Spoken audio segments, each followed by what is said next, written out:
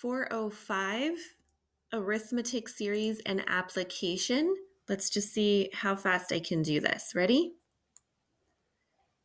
Okay, let's see. Nicely done, you guys. Those of you who've taken it, I appreciate you. For those of you who are waiting for this video, I'm sorry. What is the sum of the first 26 terms of this arithmetic series? Okay, so now you have some options here. You could add all 26 terms. You can see right here, right, that they are increasing by 2, 2, 2, 2, 2, 2, 2, 2. Or we could figure out an explicit pattern, which is A sub n is equal to A sub 1 plus n minus 1d. That's our series. Sequence, that's our sequence. A series, both, okay? Sum will be the series. Gosh, I know. Sequences and series and sums, they're just, why did they make them all S words? But anyway, it's fine. So we know we have the A sub 1. We know we have n minus 1. D, the difference is plus 4. Wow, I thought it was 2. That's so funny. So now we need to kind of rearrange this. So I'm going to distribute the 4. Look for this pattern. It gets 4n minus 4. Do you guys notice a pattern here? So then it will become 3 plus 4n. That is our series.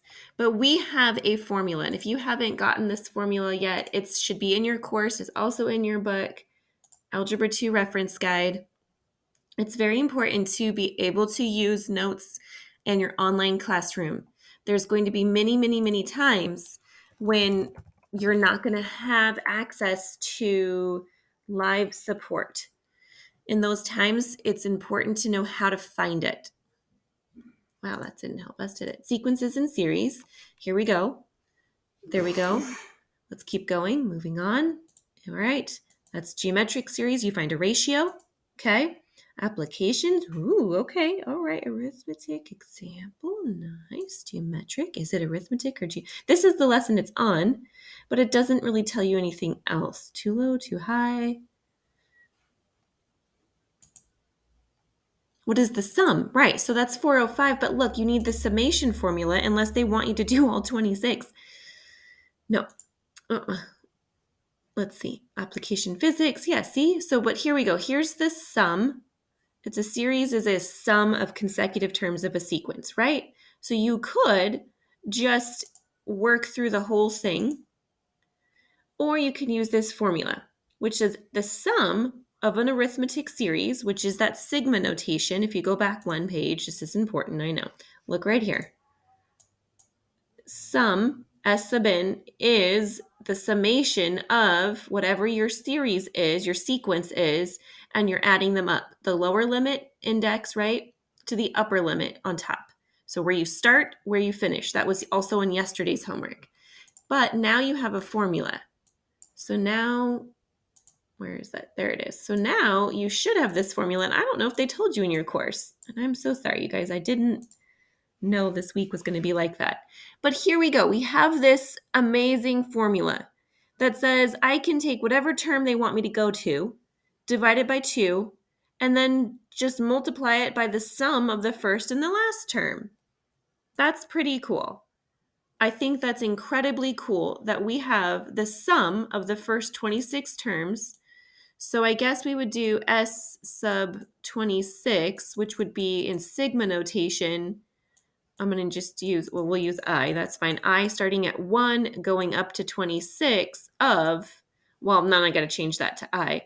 3 plus 4I, right? Because that's our sequence. This is our series, which is the sum of the consecutive terms from what they tell you. All right, so now let's do that with our formula. Our formula says that I could do 26 over 2, right? That's n over 2, which just means where do they want you to go? What term are they asking you to go to? The 26th term. Then you take the first term, which is 7, and you add the 26th term. But we don't know what the 26th term is. You could skip count by 4s, or we could use our explicit sequence formula. I'm trying very hard not to mess up the words. That says a sub 26 will be equal to 3 plus 4 times 26. Look at that. That's pretty cool. What do you think about them apples? 3 plus 4 times 26. I'm going to use a calculator. I haven't finished my second cup of coffee. Oh, you guys. All right. 107. So this could be wrong. Oh no, 107. Okay. So now we have 7 plus 107 should be 114. 3 times 4. Yep. Okay. 114, but times this 26 over 2. So that's 13. So 114. Whoops. Let's see. 114 times 13. Woo! We get that number. That's 114 times 13. Try it in your calculator. You'll get that. Okay. Uh-oh. Oh, no. Oh, yes. This is fine. Okay, so now the same thing will work here. You would just take, we need to figure out the common difference. It's not, I thought it was an alternating series, which is something a little bit different, right? There's all these ideas that come into play when we start to talk about these new mathematical concepts, or relatively new. It looks like they're increasing by plus 2. Do you see that? So the common difference is going up by 2. So you could just look at it and see the pattern, or you could do -3 minus -5. That becomes a plus. -3 plus 5 becomes +2. That's D. That's the formula for D, which says we take A sub n, a term in front, minus A sub n minus 1, which is the term before. So we just take a term in the consecutive 1, 2, 3, 4, we take the term right in front of it, subtract the term right behind it. So we have that. So that means we're going to have this n minus 1 times 2 minus 5 is the first term. We're trying to get our explicit formula, a sub n minus or plus 2 and a sub n is equal to this, right? So it's going to be plus 2n minus 2. So we're going to end up with that minus 2 minus 5 minus 7 plus 2n. That's our series sequence. That's our sequence, explicit sequence formula.